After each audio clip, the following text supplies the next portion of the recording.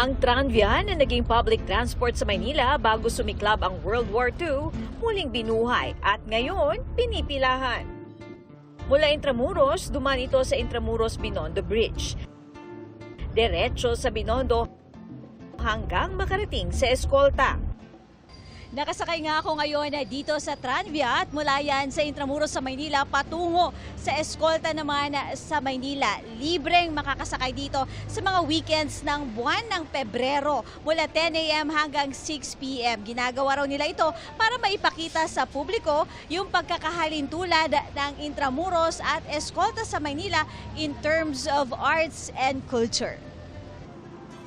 20 to 30 minutes ang biyahe kaya talagang ma-enjoy ang view.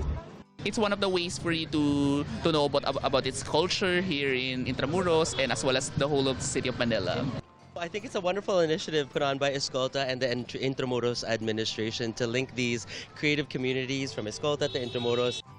Ang Tranvia Ride ay isa sa mga highlight ng street art fair ng Intramuros at Escolta. We aim to connect the bridge of Intramuros and Escolta through contemporary art.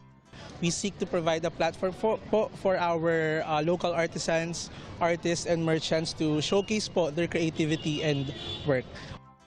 Isa sa makikita sa trade fair na ito ay ang iba't ibang mga mosaic portraits. Tulad na lamang ng mosaic portrait ni Dr. Jose Rizal at ng ilang mga beauty queen. Kakaiba raw ito dahil gawa sa mga plastic bricks ang mga mosaic portraits na ito.